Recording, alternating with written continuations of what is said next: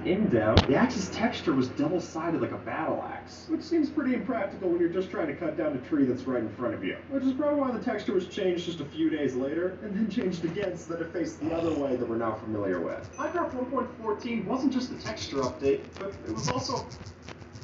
Bird stuck in Larry Bird's attic. And I'm going cuckoo. You may be a legend on the court, but you're an amateur up here. Get off stage, spend money, and be protected from mayhem, like me. Hey, it's me, your skin. Some cleansers are clean, but take my moisture. CeraVe cleansers help me maintain my moisture balance with hyaluronic acid plus 3 essential ceramides to help restore my natural barrier. So we're CeraVe Clean, CeraVe Hydrating Cleanser. Since what used to be called rose red, dandelion yellow, and cactus green dye were just changed to red, yellow, and green dye for consistency with the other dye colors. Which I guess makes sense. If you have multiple different ways to get the other dyes, you can't exactly name it after one thing. Not to mention they're not even called roses anymore. They're called poppies, so I can see why the change was made. This official Minecraft skin was lost to time. But back when Mojang first put out the original Minecraft trailer, there did exist this different variant of Steve that never got used. Where instead of the blue shirt and jeans that we're used to, he was wearing a gray shirt and mossy cobblestone pants, which is definitely a look. But with all the new Minecraft skins that they added into the launcher, I'm still amazed this one's never seen the light of day. Although I guess it did show up in a trailer that was seen by over 100 million people, so that's not exactly underground. In the future, we'll be able to stack potions like this, or at least that's the idea behind this combat test snapshot. Since to completely rework how PvP is done in Minecraft, Mojang's working on the same potion to a stack of 16, which is a big change. Considering the 116 potions currently looks like this. Not exactly easy to pack. During development, the Evoker used to look pretty different, and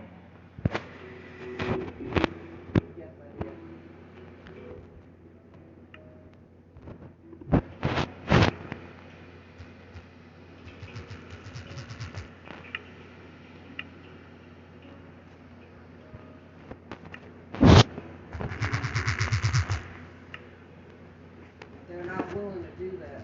I've already talked to them about that. They said, one thing you gotta do is withdraw it, you know, and that was it. They thought they're trying to get their computer and their printer right back, mailed back to them. They said the only thing they had to do was withdraw her, and that was all that we needed to do that. That's what they told me. It's just a big runaround. They're telling me y'all have to withdraw her. Withdraw her.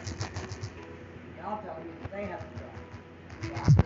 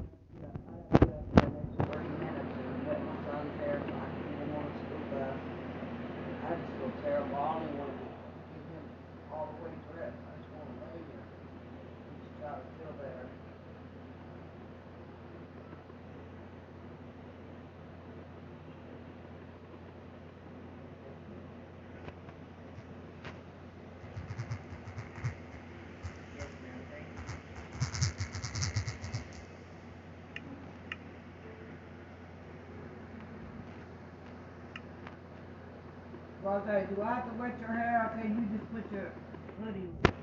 I'll keep my hood on. Huh? I'll keep my hood on.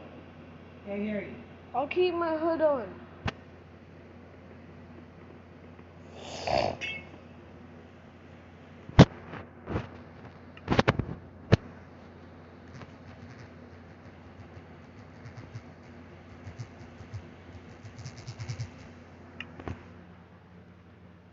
We could see that from when Mojang did this Meepy Evoker art. Goofy, I did. They had a hat like so.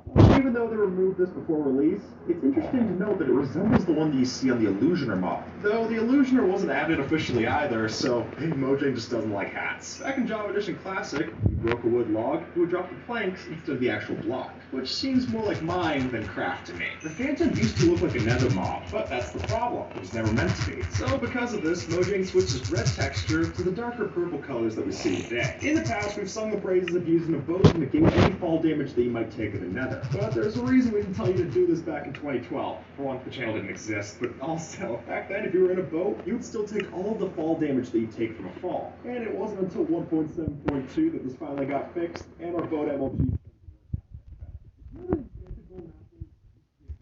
Yeah, oddly enough, high levels of regeneration could actually lower or remove your invincibility frames entirely, which caused this bug to make you more susceptible to damage while you had an enchanted golden apple. And understandably so, this got fixed from 1.6.1, because that completely breaks this really powerful item. Before we got the updated Aquatic in 1.13, the ocean biome looked extremely dark. And in fact, even if you placed glowstone down there, that would only light up about 5 blocks around it. But nowadays, we've got things like sea lanterns and coral reefs to finally light up the abyss, which is nice, but that also added in the drowned mob, so you get what you get, I guess. Next we've got number 69. Yeah! When they were first shown off, they were a lot darker, and they only lasted around for a few days before they got into new textures. Nowadays, we're all familiar with the concept of an MLG water bucket save, but back in the day, it wasn't as popular, and for good reason. See, in the past, you'd need a puddle that was 2 blocks deep to stop any kind of fall damage, and it wasn't until after 1.4.4 that we could finally do this with 1 bucket. Back in the day, the end dimension used to look like a mess, and I'm not talking about the old endstone texture, but rather the obsidian pillars that would spawn there were scattered and unorganized back in the day. And really, it's hard to appreciate this one until you look at side by side, because now the ring of pillars looks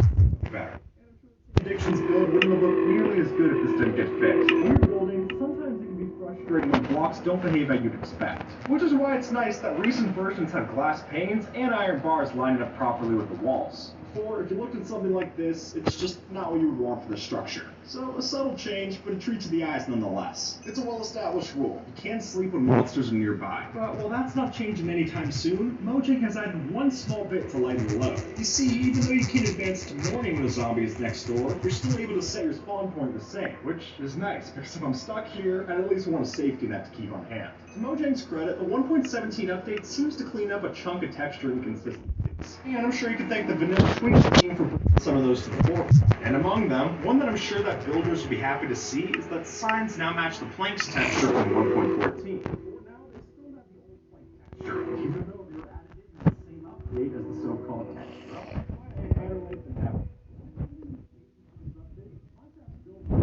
Expand. And while that means that we can now place blocks much higher than we used to, one feature actually got even taller. Now, beacon beams are visible up to 1,343 blocks away from the source, as opposed to the 256 in the past. Shulker boxes are a crucial item to get your hands on, but while they're great for storage, they're not the best for item security. For an example, if you took all of your best valuables in one box, then if you dropped it into lava or something, all of it would get destroyed, even if it was not right. But now, you have a chance to save stuff. In 1.17, a shulker box will pop when destroyed, allowing some of the items to escape the danger. Lava is not the best for visibility, but when you're in spectator mode, it's just frustrating to be blinded. Well, thankfully with 1.17's slew of changes, that restriction also got lifted. So, going forward, be prepared to properly spectate the Nether Fortress battle. Nothing's gonna hold you back. If you've ever killed a bunch of mobs with an XP grinder, then you're well aware that these orbs could cause a ton of lag.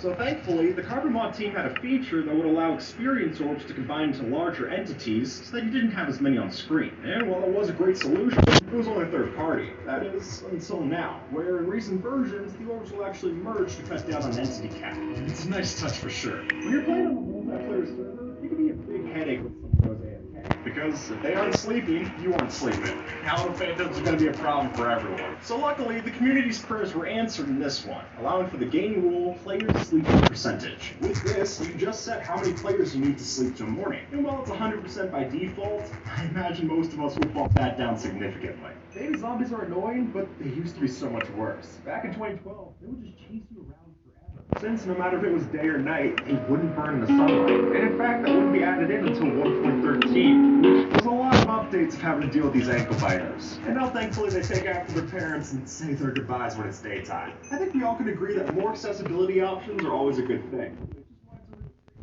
Flashing lights from a lightning storm can now be toggled off like so. And if it lets me build a machine like this without the headache that comes with, that's definitely a plus. Using lapis lazuli to enchant seems expensive, but it used to be so much worse. Since back in the day, it would require 50 levels for a max level enchant. And folks, that's not just 50 levels to qualify, that's 50 levels for one enchantment. And even though that got bumped down to 30 levels in 1.3.1, it was eventually entirely reworked